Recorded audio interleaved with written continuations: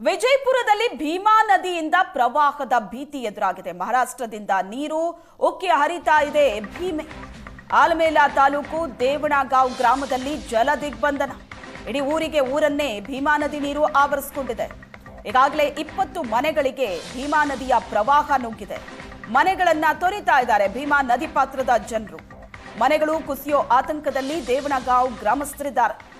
ವಿಜಯಪುರದಲ್ಲಿ ಭೀಮಾ ನದಿಯಿಂದ ಪ್ರವಾಹದ ಭೀತಿ ಎದುರಾಗಿದೆ. ಪರಿಸ್ಥಿತಿ ಹೇಗಿದೆ ಸ್ಥಳದಲ್ಲಿ ಅನ್ನೋ ದೃಶ್ಯವನ್ನ ನೋಡ್ತಾ ಇದ್ದೀನಿ. ಮಹಾರಾಷ್ಟ್ರದಿಂದ ನೀರು ಹರಿದು ಬರ್ತಾ ಇದೆ. ಭೀಮಾ ನದಿ ಉಕ್ಕಿ ಹರಿತಾ ಇದೆ. ಮನೆ ಮುಂದೆ ಯಾವ ರೀತಿ ನೀರು ನಿಂತಿದೆ ಅನ್ನೋದನ್ನ ದೃಶ್ಯದಲ್ಲಿ ನೋಡಬಹುದು. ಇಡೀ ಊರನ್ನೇ ಆವರಿಸಿದೆ ಭೀಮಾ ನದಿಯ ನೀರು. ಮಹಾರಾಷ್ಟ್ರದಲ್ಲಿ ಭಾರಿ ಮಳೆ ಆಗ್ತಾ ಇದೆ. ಇದರಿಂದಾಗಿ ಭೀಮಾ ನದಿ ಉಕ್ಕಿ ಹರಿಯೋದಕ್ಕೆ ಶುರು ಮಾಡಿರುವಂತದ್ದು. ಅಲ್ಲಿ 3-4 ಡ್ಯಾಮ್ಗಳಿಂದ ಈಗಾಗಲೇ ನೀರು ರಿಲೀಸ್ ಆಗಿರುವಂತದ್ದು. 2.90 ಲಕ್ಷ ಕ್ಯೂಸೆಕ್ನಷ್ಟು ಈಗ ನೀರು ಹರಿದು ಬರ್ತಾ ಇರೋದ್ರಿಂದಾಗಿ ಇಲ್ಲಿ ನದಿ ಪಾತ್ರದ ಗ್ರಾಮಗಳಲ್ಲಿ ಆತಂಕದ ವಾತಾವರಣ ನಿರ್ಮಾಣ ಆಗಿದೆ. ಅದರಲ್ಲೂ ಸಹ ನಾವೀಗ ದೇವಣಗಾಂವ ಗ್ರಾಮದಲ್ಲಿದ್ದೀವಿ. ಇಲ್ಲಿ ಏನಂದ್ರೆ ಜನ ಮನೆ ಬಿಟ್ಟು ಹೋಗುವಂಥದ್ದು. ಯಾವ ಮನೆಗಳು ನದಿಯ ಪಾತ್ರದಲ್ಲಿದ್ದಾವೋ ಯಾವ ಮನೆಗಳಿಗೆ ಈಗಾಗಲೇ ನೀರು ಸುತ್ತುವರಿತಾ ಇದೆ ಅವರು ಮನೆಯನ್ನ ಬಿಡ್ತಾ ಇರೋದು ನಾನು ಹಿಂಭಾಗದಲ್ಲಿ ನೋಡಬಹುದು. ಎಡಭಾಗದಲ್ಲಿ ಈಗಾಗಲೇ ಟ್ರ್ಯಾಕ್ಟರ್ಗಳನ್ನ ರೆಡಿ ಮಾಡಿ ನಿಲ್ಲಿಸಿದ್ದಾರೆ.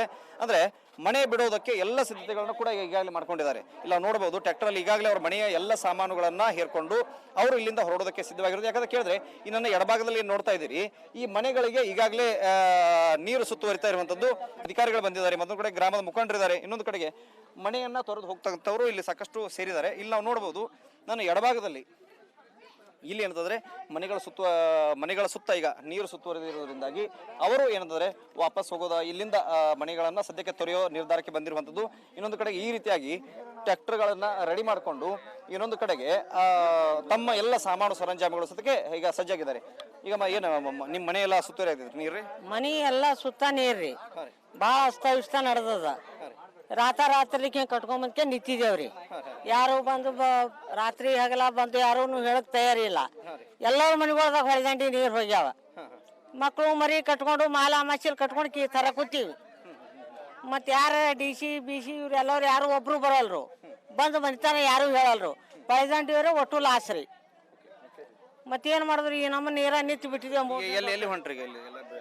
ಎಲ್ಲ ಎಲ್ಲಾರ ಸಾಲಿ ನೋಡ್ಕೊತ ಹೋಗುದ್ರಿ. ಯಾವ್ದಾನ ಎಲ್ಲಾರು ಜಾಗದಲ್ಲಿ ಎಲ್ಲಿ ತೋರಿಸ್ತಾರ ನೋಡ್ತೀವ್ರಿ, ನೋಡಿ ಹೋಗ್ತೀವಿ. ನಮ್ಮ ಅಂಕರ ಮನೆಗಳು ಸುತ್ತಮುತ್ತ ನೀರಾಗ ನಮ್ಮನ್ನ ಕೂತು ಬಿಟ್ಟಿವಿ. ನಮ್ಮ ಮತ್ತ 8-10 ಮನಿ ಅವ್ರಿ ಕಡೆ. ಇಲ್ಲೇ ನಿತ್ತಲ್ಲಿ 8-10 ಮನಿ ಅವ್ರಿ.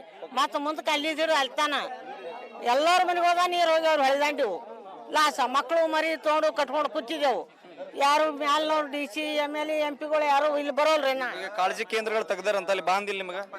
ಇನ್ನ ಎಲ್ರಿ ನಾವ್ ಇದೇ ಹೊಳಿಗೆ ಇಳಿತ ಮಾಡಿದ್ದೇವ್ರಿ. ಇನ್ನಾನು ಬರ್ಲಿಕ್ಕತ್ತಾವ.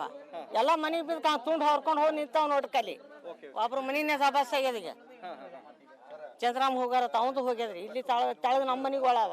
ಮನಿ ಎಲ್ಲ ಸಾಮಾನು ಕಟ್ಕೊಂಡಿರಿ? ಎಲ್ಲ ಕಟ್ಕೊಂಡು ಏನು ಖಾಲಿಕ್ಕೆ ನಿಂತೀವಿ ನೋಡ್ರಿ ಸರ್.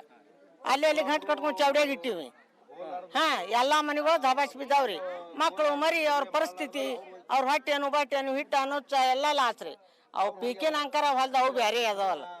ನಾವು ಕೂಡ ಕೇಳ್ತಾ ಇದ್ದೀವಿ. ಈಗಾಗಲೇ ದೇವಣಗಾಂವ ಗ್ರಾಮದಲ್ಲಿ 8-10 ಮನೆಗಳಿಗೆ ಈಗಾಗಲೇ ನೀರು ನುಗ್ಗಿರುವಂಥದ್ದು. ಹೀಗಾಗಿ ಏನಂದ್ರೆ ಅವ್ರ ಮನೆಯನ್ನ ತೊರೆದು ಬೇರೆ ಕಡೆಗೆ ಅಂದ್ರೆ ಕಾಳಜಿ ಕೇಂದ್ರಗಳನ್ನ ತೆಗೆದಿದ್ರೆ ಆ ಕಡೆಗೆ ಈಗ ಸದ್ಯಕ್ಕಂತೂ ಈ ರೀತಿಯಾಗಿ ತಮ್ಮ ಸಾಮಾನು ಸರಂಜಾಮುಗಳನ್ನ ಟ್ರ್ಯಾಕ್ಟರ್ನಲ್ಲಿ ಕಟ್ಕೊಂಡು ಈಗ ಅಧಿಕಾರಿಗಳ ಆದೇಶ ಮತ್ತು ಅಧಿಕಾರಿಗಳು ಏನಾದ್ರು ನಿರ್ದೇಶನವನ್ನು ಕೊಡ್ತಾರ ಅಂತ ಹೇಳಿ ಈಗ ವೇಟ್ ಮಾಡ್ತಾ ಇದ್ದಾರೆ. ವಿಜಯಪುರಕ್ಕೆ ಅಣಪ್ಪ ಜೊತೆಗೆ ಷಡಕ್ಷರಿ ಸುವರ್ಣ ನ್ಯೂಸ್.